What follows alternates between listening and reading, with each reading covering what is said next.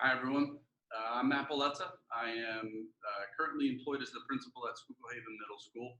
And today, my topic that I'd like to share with you is that of self-efficacy, the attribution theory, and the expectancy value theory.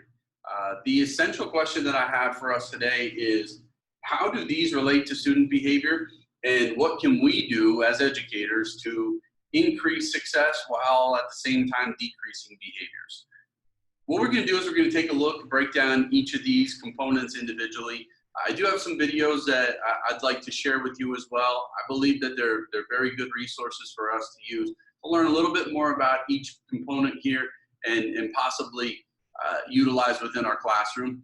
The one thing I do want you to do is keep this in mind of your context and what you do on a daily basis and some of the students that we come in contact with every day. I think that's going to be pretty easy as you start to hear some of these things of thinking about students that have been in situations. And from there, we'll try to come up with a plan of how to deal with some of these things. Let's talk about self-efficacy. Self-efficacy is our own belief in our ability to complete a certain task. So let's use an example of a classroom setting. You've got a student and you're giving assignments in class or you're giving assignments for homework and they're just not doing them. They're not doing them in the classroom. They're not doing them for homework. And we start to wonder why. Why are they not doing anything? So our first lens that we should probably look at through is the self-efficacy side. A lot of times we jump right into behavior of, they're non-compliant, they're defiant, they're disrespectful, they're not caring, not willing to participate. And we may not really look at the self-efficacy portion of, does the student believe that they are capable of the work? And is this the reason why they are not even giving it an attempt? Maybe we come at it from a different angle and try to support them in the learning or try to help them through a little bit more so that we can get more of a product out of it, or encourage them that they do know the answers and that we can together work hard and get those answers. So just a quick video of a little bit more about self-efficacy itself. I thought this one was very good. This comes from Khan Academy, so I want to share this with you now.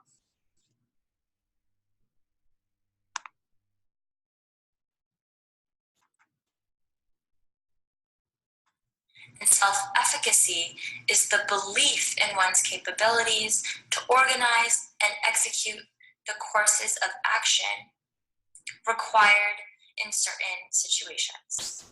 So in other words, self-efficacy is a person's belief in his or her ability to succeed in a particular situation. And self-efficacy was developed by Bandura because of his dissatisfaction with the overall general concept of self-esteem. So self-efficacy is much more specific than self-esteem. Self-efficacy can have an impact on everything, from psychological states to behavior to motivation. And virtually all people can identify goals they want to accomplish, things they want to change, things they want to achieve. However, most people also realize that putting these plans into action is not so simple. So an individual's self-efficacy plays a major role in how goals, tasks, and challenges are approached. And we can split self-efficacy up into two types. People with a strong sense of self-efficacy versus people with a weak sense of self-efficacy. So people with a strong sense of self-efficacy view challenging problems as tasks to be mastered.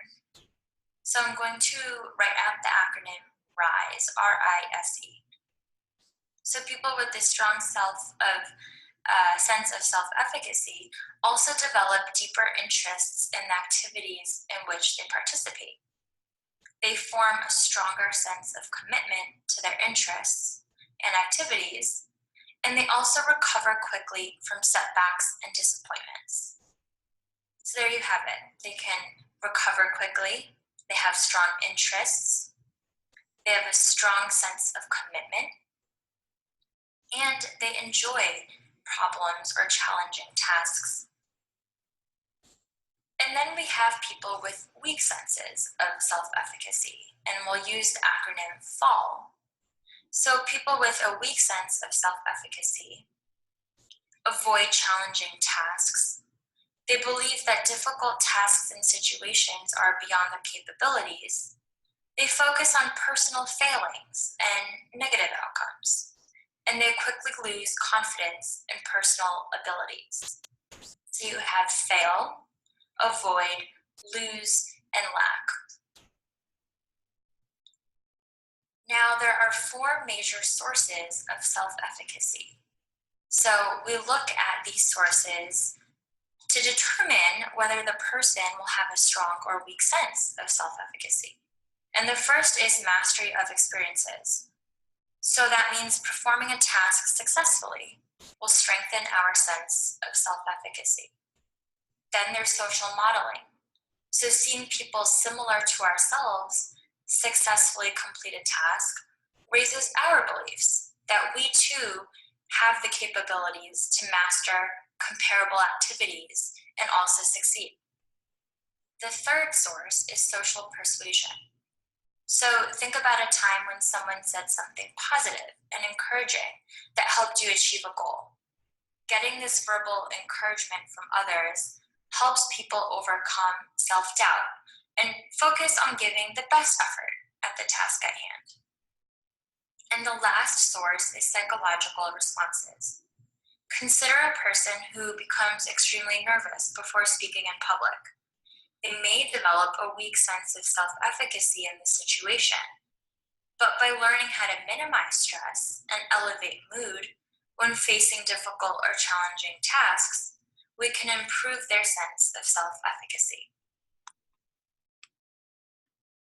So we have a lot of different things to consider here. The sources are really important, I believe, especially for those who have not experienced mastery in a specific situation. We often hear math related to a lot of these areas of low self-efficacy where they haven't really experienced that mastery, and the more they go through it, the less they want to try. Initially getting to the area of the behaviors that we discussed and the potential to see that now they are disrupting the class, or now they are trying to be defiant, and that's where we really see it. So our goal is to identify those issues with self-efficacy and hopefully be able to get them to create that strong self-efficacy over a poor, weak, low self-efficacy. Let's take a look at now attribution theory. And our attribution theory is the theory that focuses on how individuals interpret events. Ultimately, they attribute the cause of a specific behavior.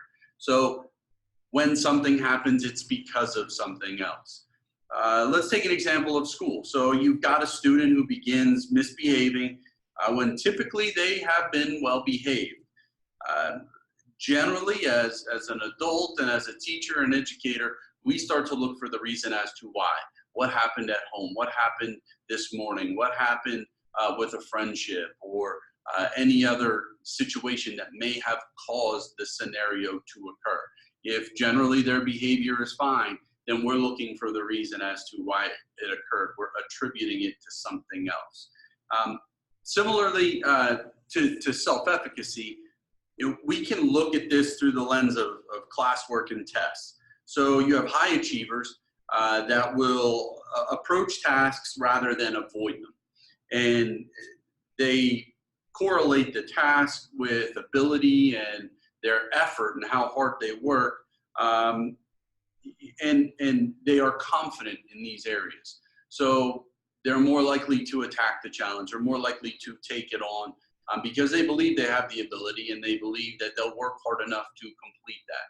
Whereas you have the opposite side with students that have a low achieving disposition, and in that situation they may avoid the tasks based on their perception that it's beyond their ability, they cannot do it, and they'll never be able to do it, and that success is related to things that are outside of their control. I had a student once who I was sitting in a meeting with several agencies, and I talked about how well they did on the PSSA, and they basically said, well, that was just luck. Like, I wasn't even trying. So there was a situation where the student did not have a very positive outlook on what they were doing, and they attributed it to just luck. So we do have students that you'll know, high achievers or low achievers, and the reasons why they're attributing things to what they do. Now, again, on our end of behaviors, we use the attribution theory to kind of say this happens because of this. Here's a video from a crash course that I thought was a really quick, good synopsis of the attribution theory.